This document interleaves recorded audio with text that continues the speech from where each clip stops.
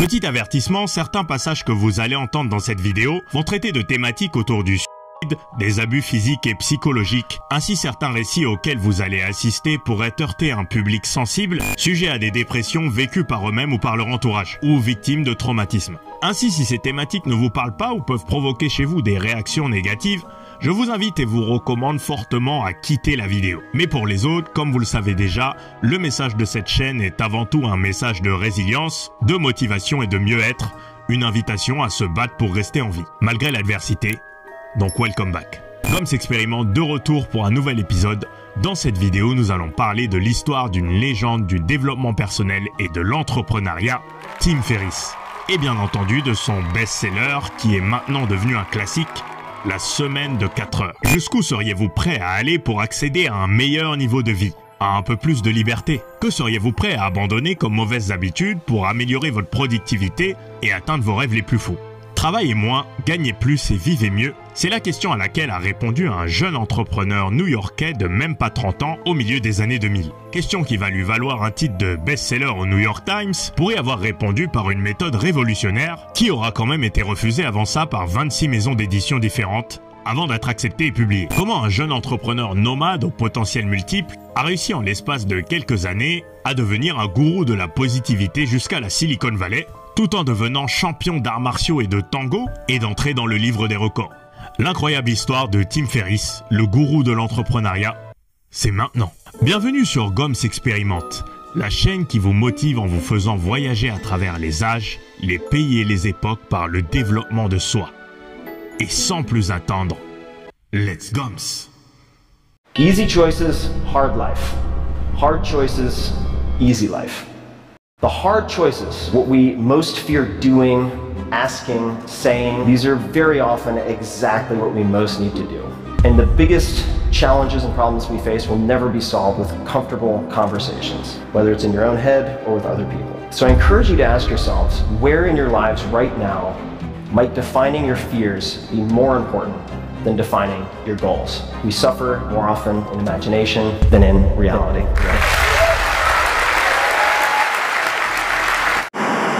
Nous sommes le 20 juillet 1977 dans l'État de New York. C'est à l'âge de 3 ans dans la localité de East Hampton à Long Island, au début des années 80, qu'emménage la famille du jeune Tim Ferriss. Timothy Ferriss est un entrepreneur, investisseur, écrivain, podcasteur et philanthrope dont la carrière a décollé au début des années 2000. Le jeune Ferriss évolue dans un environnement assez sain avec une famille aimante et aidante dont on ne sait pas grand-chose. Et malgré le peu d'infos qu'on a, pas d'histoire de maltraitance ou d'emprise parentale, on est bon là-dessus cette fois. Cependant, très vite et dès l'âge de 3 ans, on remarque chez le jeune Timothy un malaise, une anomalie physique. Ses parents remarquent qu'il ne grandit pas au même rythme que les autres enfants de son âge. On diagnostique au jeune Tim Ferriss dès l'âge de 4 ans une maladie de la croissance qui lui génère diverses douleurs physiques et des limitations de mobilité dans des mouvements. Il suit un traitement pendant plusieurs années et cela ne l'empêchera pas, dès l'âge de 8 ans, malgré les moqueries de ses camarades sur sa taille et sa faible constitution, de se mettre à la lutte sur les conseils de sa mère, inquiète de son manque de confiance en lui et plus globalement aux arts martiaux. Tim Ferriss commence à s'intéresser aux arts martiaux dès son plus jeune âge. Il pratique initialement, en plus de la lutte, le judo et le kickboxing, ce qui lui inculque des valeurs de discipline, de persévérance et de respect. Valeurs qui le mèneront à aller casser la gueule à des Chinois à domicile dans leur propre discipline d'arts martiaux en Chine, le Sanda. Tim Ferriss devient dès l'âge de 22 ans champion du monde de Sanda, en contournant les codes de la discipline grâce à une règle alors inconnue de tous à l'époque, consistant à pousser ses adversaires hors du ring, ce qui mettrait fin directement au combat. C'est complètement lunaire. Mais qu'est-ce que notre protagoniste de l'épisode du jour faisait alors en Chine à ce moment-là? Pour mieux comprendre, revenons un peu en arrière. Et abonnons-nous à la chaîne Goms Expérimente. Maintenant, je vous attends. Le jeune Tim Ferriss, maintenant âgé de 9 ans, rentre à l'école primaire Sag Harbor Elementary School et c'est non sans facilité qu'il excelle académiquement dans quasiment toutes les matières. Socialement, il est déjà un as des relations malgré les moqueries, mais on lui remarque étrangement une capacité à vouloir se faire mal pour impressionner ses camarades. En effet, il lui arrivera parfois de se muer avec des objets contendants pour montrer à sa camaraderie à quel point il est fort et supporte la douleur. Chose qui impressionnera la galerie, mais qui est d'ores et déjà révélateur d'un problème de fond, révélateur que quelque chose ne va pas au fond de lui. Mais quoi donc? Le jeune Tim entre au lycée Durant cette période, il continue à pratiquer les arts martiaux et participe à des compétitions locales. Il s'implique également dans des projets scientifiques et des clubs de débat développant ses compétences en communication et en analyse. Et à ce même âge de 15 ans, il lance son premier projet entrepreneurial, une petite entreprise de réparation d'ordinateurs. Cette expérience initiale dans le monde des affaires lui donne un aperçu précieux des défis et des opportunités de l'entrepreneuriat. Mais comme une lame de fond et jusqu'à l'université, pour une raison étrange, le mal-être et les questionnements persistent. En 1995, à l'âge de 18 ans, le jeune Tim Ferriss est admis à l'université de Princeton, où il choisit de se spécialiser en études de l'Asie de l'Est. Pendant ses années universitaires, il étudie le japonais et explore les cultures asiatiques, ce qui élargit sa perspective du monde. Pendant ses 2 premières années d'études à Princeton, Tim commence à expérimenter différentes techniques de gestion du temps et de productivité. Il développe des routines personnelles pour maximiser son efficacité, optimiser son temps et équilibrer ses études avec d'autres centres d'intérêt. Les prémices d'un grand projet, beaucoup plus vaste. Et c'est en 1998, année de la victoire des Bleus à la Coupe du Monde, allez Zizou, allez les Bleus, que Ferriss passe une année en Chine dans le cadre d'un programme d'échange universitaire. Cette expérience renforce son intérêt pour les langues et les cultures étrangères et influence sa vision globale du monde. Mais ce n'est pas tout, parce que c'est 1 an plus tard qu'il décide lui aussi de ramener la coupe à la maison en décrochant le titre de champion du monde national de Sanda, art martial chinois qui consiste à boxer avec les poings et les pieds et qui inclut des projections de type lutte gréco-romaine. Et d'ailleurs, anecdote marrante mais qu'on retrouve souvent dans les sports de combat, c'est qu'il s'est complètement et dangereusement déshydraté avant la pesée des participants du tournoi qu'il a remporté, puis il s'est réhydraté juste avant les combats afin de combattre dans une catégorie de poids inférieure à celle de son poids réel. Ah oui, j'ai oublié, il a aussi été champion national de kickboxing aux États-Unis. Mais la victoire et l'accomplissement d'un projet laissant souvent la place à un vide intérieur, au cours de sa dernière année à Princeton, Ferriss traverse une période de crise personnelle marquée par des pensées suicides. Malgré le contact social et la réussite académique indéniable, Tim Ferriss se sentait à Princeton isolé et incapable de voir une issue positive à son mal-être de fond. La combinaison de stress, de solitude et de fatigue mentale a conduit à une spirale descendante jusqu'en 1999, en senior college, après son retour aux États-Unis, en rentrant d'un cours de kickboxing et après une douloureuse séparation amoureuse, suivie de la mort d'un ami proche, qu'il décide de mettre fin à ses jours. Et de cette décision a découlé un plan très précis pour mettre son projet à exécution. À ce moment critique, Tim Ferriss se rappelle avoir eu une réflexion profonde sur les conséquences de son acte, non seulement sur lui-même, mais aussi sur sa famille et ses amis. Cette prise de conscience a été un tournant, il décide alors de demander de l'aide. Il s'intéresse alors notamment au stoïcisme, un système de compréhension tournant autour de l'art de s'évertuer à séparer ce que l'on ne peut contrôler de ce qu'on peut contrôler, ayant pour bienfait d'aider spirituellement la personne qui s'y intéresse, à lui donner une capacité à devenir moins réactif émotionnellement aux aléas de la vie. Cette période de sa vie va profondément bouleverser sa philosophie et son travail ultérieur, mais ce drame terrible, révélant chez Tim Ferriss sa bipolarité dépressive, son hypersensibilité et une vie émotionnelle à fleur de peau, était loin d'être résolu et cachait une réalité bien plus terrible derrière lui. Mais ça, nous n'y sommes pas encore. Les années tango. Mais assez déprimé pour le moment, et si on revenait sur une note plus joyeuse cette fois? C'est en 2004, lors d'un voyage en Argentine, 5 ans après sa tentative de suicide, que Tim Ferriss découvre le tango argentin. Il est immédiatement fasciné par la complexité et la beauté de cette danse. Cette découverte marque le début d'une nouvelle passion, une nouvelle corde à son arc, et vous verrez que son engagement va aller bien au-delà de ce qu'on pourrait imaginer, au point même de rentrer dans l'histoire de la discipline. Tim Ferriss passe plusieurs mois à Buenos Aires, s'entraînant intensivement avec certains des meilleurs danseurs et instructeurs de tango de la planète. Et pendant cette période notamment, il fréquente régulièrement les milongas, soirées de danse de tango, pour affiner ses compétences. Au bout de même pas 4 mois d'entraînement, il atteint un niveau astronomique en tango argentin, le tout en perdant plus de 30 kilos qu'il avait pris par nécessité de pratiquer les arts martiaux et au prix d'échymoses et de torsions aux genoux, après avoir participé à des tournois avec sa première partenaire de danse de l'époque, Alicia Monti. Il arrive en demi-finale des championnats du monde pour sa première grosse participation en compétition mondiale. Et c'est lors du talk show américain Live with Regis and Kelly devant des millions de téléspectateurs qu'il va littéralement pulvériser le record du monde de rotation faite en moins d'une minute en tango argentin, s'inscrivant ainsi dans le Guinness Book, le livre des records. Vous devinez facilement que cet accomplissement va faire de la danse une thérapie pour Tim Ferriss et lui donner l'amorce pour un projet encore plus grand. Mais avant d'y arriver, pour finir sur la danse, je suis obligé de vous montrer ce passage complètement lunaire de Tim Ferriss en train de faire une démo de breakdance qui m'a absolument fait délirer. Complètement barré. Mais il y a un petit truc que je ne vous ai pas dit volontairement, la carrière dans le tango ne s'est pas financée toute seule. Et tous ces apprentissages en Argentine, Tim Ferriss a pu les accomplir et les perfectionner grâce à une boîte qu'il avait montée quelques années plus tôt, au début des années 2000, Brain Quicken, une entreprise de compléments alimentaires pour sportifs. Mais la légende commence maintenant. En 2004, Tim Ferriss travaille plus de 14 heures par jour, 7 jours sur 7 sur sa première entreprise. Il tourne aux compléments alimentaires et aux vitamines pour rester en forme et trouver le sommeil, mais tout cela se fait au prix d'un burn-out total et d'une rupture avec sa petite amie, qu'il aurait alors quitté à ce moment-là, excédé, en lui laissant une note plus qu'explicite. Une journée de travail commence à 9h et s'arrête à 17h. Il travaille alors plus de 80 heures par semaine sur Brain Quicken et un emploi alimentaire dans le stockage de données. Et c'est là que Tim Ferriss décide de partir prendre un congé chez un ami à lui à Londres et se rendre compte que ni son entreprise, ni le monde n'a cessé de tourner et à son retour, c'est l'illumination. Il décide de mettre en forme tous ses apprentissages et ses leçons de vie à travers un livre et une méthode, et c'est probablement la meilleure idée qu'il aura eue de toute sa vie. La semaine de 4 heures. Et c'est en 2007, après avoir été refusé dans 26 maisons d'édition, que Tim Ferriss signe un contrat chez Crown Publisher et sort son premier best-seller, La semaine de 4 heures. Mais le phénomène n'est pas encore au rendez-vous.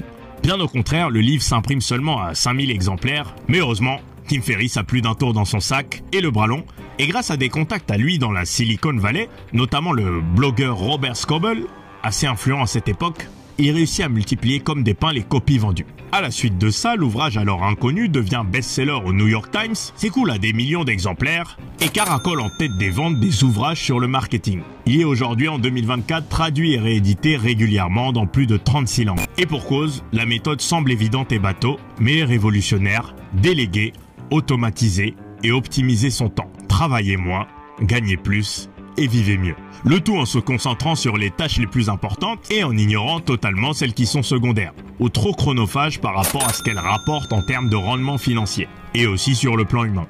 Et en parlant d'humain, l'ouvrage donne aussi pas mal de conseils au niveau de la vie personnelle pour la simple et bonne raison que c'est l'objectif du livre. Refaire passer sa vie privée au premier plan en optimisant sa vie professionnelle au maximum. Passer son temps sur des projets qui nous passionnent vraiment, tout en continuant de gagner de l'argent grâce aux outils modernes qui sont à notre disposition. Réseaux sociaux, blogs et toutes les technologies qui aident à automatiser les tâches les plus fastidieuses. D'ailleurs, petite anecdote au passage, le titre du livre, La semaine de 4 heures, a été choisi d'après un test marketing et Tim Ferriss avait mis en ligne le livre avec plusieurs titres et c'est ce titre-là de La semaine de 4 heures qui a été le plus commandé. C'est donc ce qu'il a définitivement choisi comme titre, le titre qui était le plus vendeur. Et du coup non, contrairement à ce que vous auriez pu penser, Tim Ferriss ne bosse pas que 4 heures par semaine pour être productif, il en fait beaucoup plus.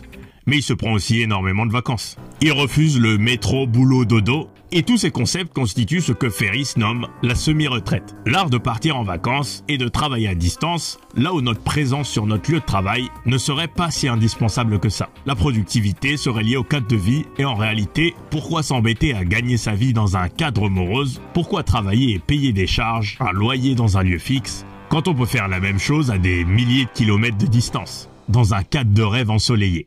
La vie d'influenceur et de digital nomads. Le best-seller La semaine de 4 heures ayant remporté un franc succès bien au-delà des attentes initiales et une couverture médiatique, le mode de vie de Tim Ferriss change et il est invité à parler à des conférences, des émissions à l'international et crée même sa propre émission YouTube en 2014, le Tim Ferriss Show, où il invite à sa table toutes sortes d'invités influents pour partager leurs secrets de réussite et leurs success stories à travers des podcasts long format. Tim Ferriss lie également la parole aux actes en adoptant un mode de vie axé sur le tourisme et la productivité. Il sort alors 2 autres gros best-sellers et traverse le monde tout en voyageant léger et à l'œil, dans un mode de vie fait de luxe et de confort à moindre prix, souvent dans des pays asiatiques, car c'est une culture qui lui est très familière de par ses études. Parce que pourquoi pas, et maintenant il peut se le permettre financièrement. Et ce d'autant plus si 80% de ses revenus viennent de 20% de ses efforts. Ouais, je vous glisse des concepts. abonnez-vous. Mais derrière toute cette vie de confort et de rentabilité dans le marketing, tous ces business et ces qualités d'entrepreneur multipotentiels, se cachait une immense souffrance, un bruit de fond indicible et permanent, qui n'attendait dans l'ombre que la moindre occasion pour se manifester. Mais de quel mal pouvait-il bien s'agir? Traumatisme d'enfance et abus. Au cours de l'année 2015, Tim Ferriss participe à une expérience psychédélique de prise d'ayahuasca. L'ayahuasca est une boisson hallucinogène à base de plantes bouillantes d'Amazonie, généralement utilisée dans les rituels religieux en Amérique du Sud et qui a gagné en popularité à cette époque-là à New York et en Californie. Et cette expérience chamanique initialement spirituelle va rappeler en lui de terribles mémoires corporelles et révéler en lui des symptômes bien plus graves avec le temps. Autour de la période du Covid-19 coronavirus, Tim Ferriss souffre de graves problèmes respiratoires, angoisse de mort et syndrome de dissociation. À cela s'ajoute une forme puissante d'hypermnésie, c'est-à-dire la capacité à se rappeler littéralement de tous ses souvenirs personnels. À la suite d'un terrible souvenir, il entre en crise existentielle, accompagné de pertes de mémoire similaires à des blackouts et de la dépression. Mais que s'est-il donc passé? Sa mère le lui a appris entre-temps d'elle-même, mais Tim Ferriss a été victime d'abus physiques réguliers entre l'âge de 2 et 4 ans, de la part du fils de sa babysitter. Il l'apprend à des milliers de spectateurs au cours d'un de ses podcasts du Tim Ferriss Show, où elle est interviewée par son ancienne partenaire de tango, Debbie Millman, qui a vécu des violences et des abus similaires. Ferriss en avait déjà des soupçons avant sa grande période de dépression durant le Covid, car il avait déjà des mémoires de la maison où il était gardé pendant l'absence de ses parents, des autres enfants qui étaient avec lui, et des moments où on le faisait monter dans des chambres. Pour ne pas trop entrer dans les détails sordides, Tim Ferriss n'avait alors jusque-là dans sa vie aucune mémoire ni aucun choc post-traumatique. Mais quand on y repense, il y avait certains signes précurseurs de cette souffrance de fond durant son enfance. Lors d'une retraite silencieuse accompagnée d'un jeûne de 5 jours, Ferriss atteint un point de non-retour, avec de sévères épisodes d'insomnie et des sueurs froides dans la nuit, d'impuissance et une diffusion en permanence jour et nuit des images des abus qu'il a subis, comme s'il assistait au film de la violence qu'il a subi sur un casque virtuel qui est dans sa tête. Il est alors en permanence en état d'hypervigilance et ce point de non-retour le pousse alors à annuler toutes les obligations de son calendrier professionnel pour se consacrer à 100% à la thérapie et à la guérison, au risque d'avoir une rechute encore plus violente s'il ignorait davantage l'état critique psychologique dans lequel il était. C'est son psychologue Jack Canfield qui lui sauvera alors la vie, en lui faisant prendre conscience et comprendre d'où lui venait sa colère profonde et son dégoût de soi. Tim Ferriss s'est alors servi de toute cette douleur pour essayer de se libérer, se soulager et laisser partir son trauma. Il pensait pouvoir vivre avec, mais malgré tous ses accomplissements et qui il était, il ne pouvait pas. Et il restait un être humain.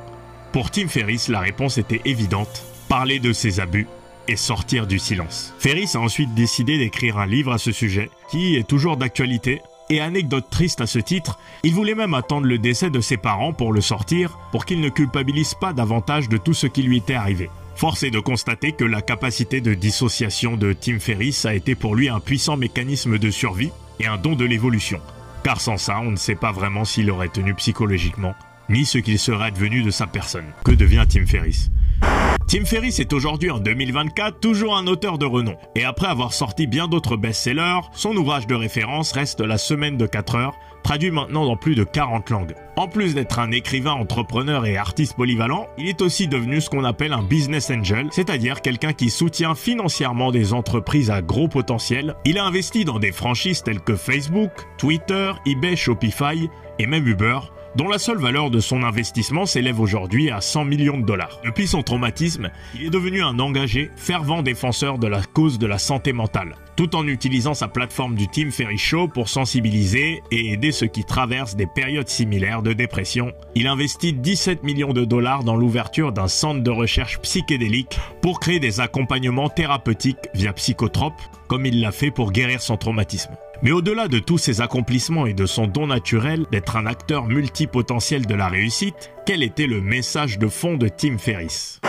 Vous l'aurez donc compris, La réaction à un traumatisme de vie est propre à chacun. Il peut être une malédiction mais aussi un don pour accomplir de grandes choses sans lequel nous n'aurions jamais pu être qui nous sommes aujourd'hui. La solution à nos problèmes est souvent un chuchotement à l'autre bout de la pièce qui n'attend que d'être entendu par vous. Quel que soit le degré d'expérience négative ou le vécu, rappelons-nous que nous ne sommes pas les seuls à être brisés, blessés et défectueux. Vous n'êtes pas le seul et rien n'est jamais désespéré. Il ne s'agit pas non plus d'encourager à l'inactivité au nom des souffrances vécues, ni de se dégager du temps pour ne rien faire, car l'ennui l'emporterait, mais d'agir utilement et avec un sens profond. Nos doutes ne sont qu'un signal pour agir, et il arrive parfois que le train de l'opportunité d'une vie ne passe qu'une fois. Nous n'avons qu'une vie, et ne rien essayer emmène inévitablement une place pour les regrets. Un voyage, même celui le plus long, commence toujours par un premier pas. Et que feriez-vous si vous aviez des moyens illimités aujourd'hui?